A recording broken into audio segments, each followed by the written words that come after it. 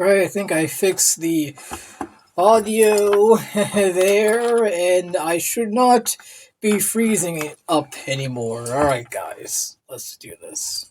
Did they look up to? And we sort of keep working backwards to go full circle to a point where someone in your lineage created their own morals. So how do you know they're actually right? How do you Because they keep showing, they keep working, and it keeps the positiveness keeps going up and the harm keeps going down. There, when the first person, I guess, of your lineage were like, murder's bad, some hitting somebody with a rock for no reason might not be the best thing. We want a society, if you will, or possibly they got it from their pagan god, depending on your lineage.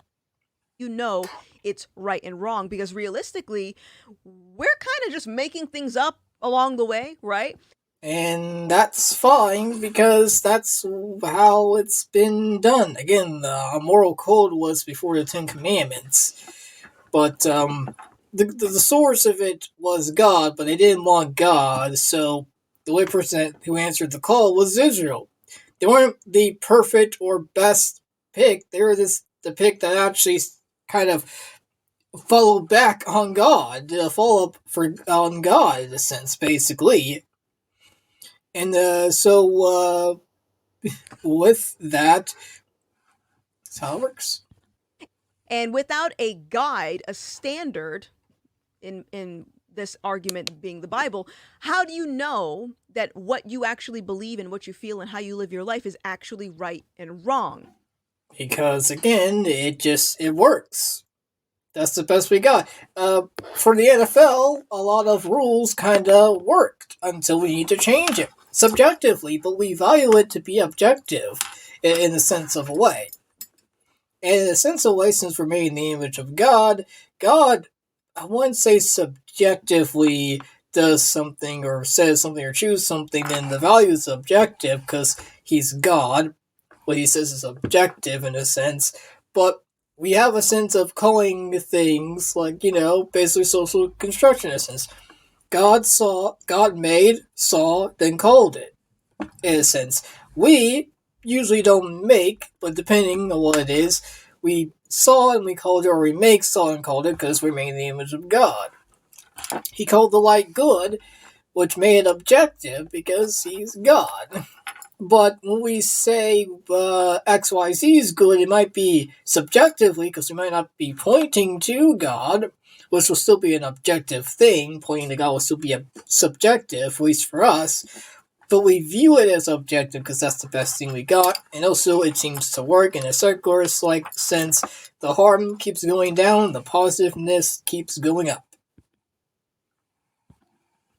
How do you know? And the other part that this clip touched on is the fact that a lot of people in the black community, since they were very religious, they had lots of activities to do. Going to Sunday school, Bible study, church choir. They had community, basically, which I think a lot of left-leaning black people and black atheists alike would say, yes, the church has a built-in community, and that's great, but there's a lot of skeletons in their closet, and sadly a lot of them seem to be 12 years old, so we might try to make our own community, but without the baggage of toys and teddy bears.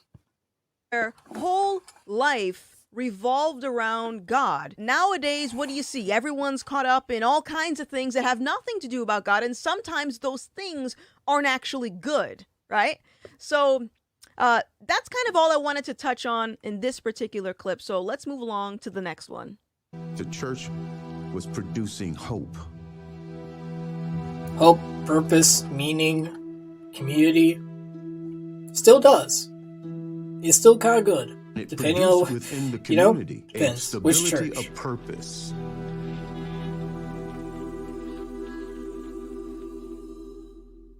It held us together.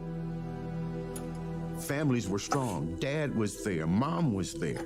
The children were growing up under the influence of a two-parent home. Which is really great. And also, most of their friends were like an extension of their family. And depending on the situation, they also had grandma and grandpa. They had a village as well, in a sense. He's like, oh, so and so, all right, go to my house, all right. You know, that trust, that build all of character. changed. It's not because of racism. It's not because of police brutality. It's not because of slavery. It's not because of Jim Crow. It's not because of white supremacists and white privilege and all that crap they're telling you now. It's because of lack of character. This the gutter right here. To an extent, yes, but also those things as well. It could be a little bit of both. It could be a mixture of both. And maybe the reason why, it could be a mixture of both. But also, Jesse Lee Pearson would not be the person I would not do. He wants White History Month in July because white people freed other white people on the 4th of July. It's you gotta pray for him, folks. Like, niggas die for this shit. Niggas live for this shit. Nigga, I'm born and raised in jail for this shit. TG. Free all our homies, everybody. Free Lil Dub, Lil Baby Dub. Black people lost character. Everybody. Free CG. On the hood, rest in peace to the homegirl. Look at all the neighborhoods, the communities, the cities where blacks have taken over. When they move into those areas, they're very nice. But by the time the blacks are done with them, crime, homelessness, they don't paint their homes, they don't clean up. It's just become a mess. Why, though? Mainly because of the drug war. And also, just the lack of trust of police officers because they kept killing their innocent young boys. So, depending on the neighborhood, they decided to be their own police. Which cost money, and maybe sometimes it was in the exchange of drugs to get by. Because the drug war was targeted for black people and hippies. And with that, there was some loss of character and loss of religion, which, if I'm correct, mainly somewhat started with, at least Malcolm X's view, the revelation of black people being enslaved by something else, religion. Worshipping the white devil Jesus, in a sense. I think that was his word. I don't remember exactly what he said, but he said something like that. And so with that, for some black people, they felt like they saw a similarity. Submitting yourself to a particular power just because, and kind of being enslaved by it. And they were like, didn't we kind of fought this already? Why am I going from one form of slavery to another? In their view.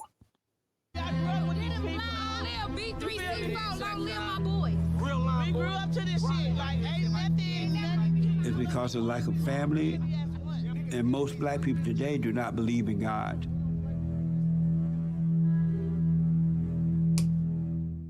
They believe about him, but they don't believe in him. And there is some reason for that, because when they did believe in him, they were abused. And that they might know him in some things, but they're also like, there's some homilies and hymns they won't teach you, in a sense, you know? It's like, there's a reason why people left. And people are leaving the church, you know, especially with black people. And that is a big cost, a big price to pay, especially if you're in the South. So this isn't just some, I want to do this, it's like, no, I see something that seems to be similar to what I thought we were supposed to be against, and I just cannot be in it. Sadly, they leave God as well. It wasn't that way when I was growing up, but it's that way today. So let's unpack the video that we just watched. So you can hear Jesse Lee Peterson narrating, talking about how a lot of black people today don't believe in God. They might believe in the concept of him. They believe that there is some higher power, but they don't actually believe in him. So the Bible Just like Judge Lee Pearson himself. Like, actually talks about this and how a lot of people will say, oh, I believe in God. They'll claim that they're a Christian and they'll totally disregard everything that God expects of us. And this is something that I see with a lot of people who get swept up in this sort of new age spirituality. They, especially when they move from Christianity, they're doing it because they didn't want to give up something. They didn't want to change themselves. They didn't want to fully submit themselves to God. So they end up doing sort of like this. I don't know that's all the case. True, I think most people do New Age is because they don't want the baggage of Christianity, but they still want that experience of spiritualism because they believe it's still something good, but at least in their mind, it has been corrupted, in a sense, by Christianity, or at least by the rules of Christians, to where it's like, I can't. And again, sadly, they leave God with everybody else. Which you don't need to do. You don't need to leave out God. You can leave out the Christians, but you don't need to leave out God necessarily. You don't necessarily need to leave out all Christians. Maybe just the ones that are like, this self-worship thing of like, I am my own God and stuff like that. So when we look at these clips and you can see the street footage where all of these people are talking about, yeah, we live for this shit, man. We out here. This is what we do. This is our life. All this ghetto nonsense. You have to ask yourself, how did the Black community go from very proper to that, right? Which, in some areas in the Black South, we still have that. It's just, it has diminished because, again, some people have had a revelation of Christianity kind of being the bad guy as well, against them, against our people, which isn't true. I do not believe that revelation was true, but I understand why it was a revelation for Malcolm X and a lot of other people, especially now. There's a lot of reasons why it's like this today. Again, drug war, generational wealth, poverty leads to crime, which leads to poverty, which leads to crime, etc., etc., etc. And so you have what you have today. Kind of. I'm oversimplifying it, but, And I suspect the answer is going to be culture. It's because of culture, right? To an extent, yes, but why is our culture kinda, in some parts of it, promoting or even praising gangs and violence and things of that nature, is because that kind of, in a sensible way, replaced Christianity when the sort of revelation happened, in a sense, or that seemed to not work. Prayers didn't seem to just work, church didn't seem to just work, but gangs did, drugs did, guns did, because the policemen were against us too. So that kind of just fueled that, which again was systemic because the drug war basically created that, because again it mainly targeted Black people and hippies. And that's just a fact.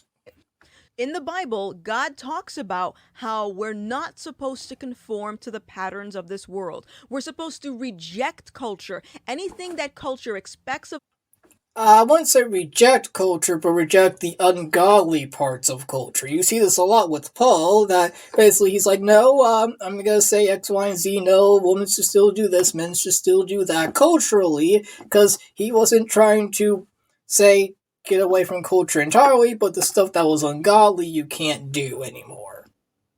So if your culture had head coverings, still do head coverings. But necklaces, things of that nature, at least back then, was mainly paganistic, so don't do that, because that's a bad part of your culture that you shouldn't do anymore. And contrarianism is still a slave mindset in a sense, because you're still conforming to this world, just the under the mask of contrarianism, because contrarianism basically is like, if you like iPhones, I must love Apple. without any critical thinking or your choice. It's like, because this person likes this, therefore I hate it. Which has some big negative consequences that does endanger lives, like the war in Ukraine. Because I guess since Democrats support Zelensky, Republicans can't support Zelensky, so it seems like they are somewhat directly or indirectly promoting Putin stuff. Putin propaganda, things of that nature. Top level. Look at Dylan Burns' stuff. This is. It seems like that's why, to an extent. I don't know. Or it's like, oh, Zelensky's for woke, so therefore I have to be for Putin. That doesn't make any sense. Us, the popularity, the trends, trying to be accepted by the world. We're supposed to reject all of that.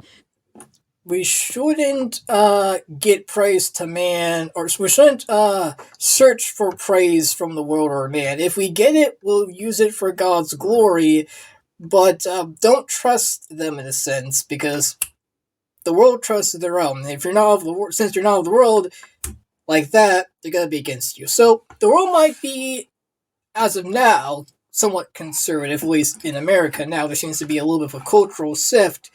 But that shift's not going to be there for long. It's going to turn right around, maybe when you least suspect it. Most likely after Trump gets out, and most likely possibly Gavin Newsom gets in. I don't know. Possibly. I don't know. But possibly.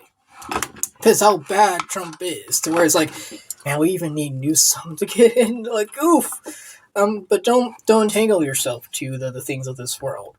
Just be transformed, be the renewing of your mind. Be more focused on the kingdom of God, not the kingdom of this world. Because it's going to shift back and forth, and I talked about that already there. So if you take God out of the picture, you're left with just the world, and now it turns into more of let's focus on everything in our vicinity instead of focusing on God, which is the difference between this culture. Somewhat, but there's a reason why, and I understand it, but I don't think it's fully justified, but it is somewhat understandable, if not justified. 50, 60 years ago, where everyone's attention, for the most part, was towards God, now everyone's attention is what's trending on Twitter. Jump on board with every trend, chasing money. You're doing everything that God tells us not to do, which is do not conform to the patterns of this world. So the other thing that this clip talks about is the fact that back then it was very common to have two parents at home, whereas now you see a lot of single parent households, a lot of fatherlessness in the Black community. Why is that? Another a pretty good explanation is that systemically, at least especially from the South, there was an intentional separation of the father, because that was socially, culturally back then kind of the part of the backbone, part of the strength of the family. Whereas the mother was most of the nurturing of the family. Which today is a little bit different, obviously, which is fine, obviously. But the point is, they systematically recognize that with the men, it was somewhat harder to control us, in a sense. So they usually separated families for such that purpose, because they didn't view us as humans. They view us kind of less than dogs. So it's like, okay, we need to just separate them. Without that regard of the human dignity of the family. And so, at least for me, it seems like spiritually, at least, the devil essentially used that via the drug war, separating the men out of the households and potential fathers to not be fathers because of X, Y, and Z. Spiritually. Systematically, I think, because that mechanism was still sadly there in the government. Not just in the South, but in general via the war on drugs, which separated families. Well, as I said, most people in the Black community, their focal point was God, and God provides a manual for how we're supposed to live our lives. So, one of the biggest things that have affected the breakdown of the Black community is the fact that they're not following God's template of... To an extent, yes, but it's mainly because of the revelation that the God that we serve feels like the master we used to serve, and we don't want that again. I don't think it is that, but it's understandable why. God's not your master. He could be your father, your Lord and Savior, and your best friend. Hey, real quick, if you want to dedicate your life to Christ, aka get saved, or if you're a backslider and want to rededicate your life to Christ, or if you want the baptism of the Holy Spirit with the evidence of speaking with tongues, those prayers are in the description down below.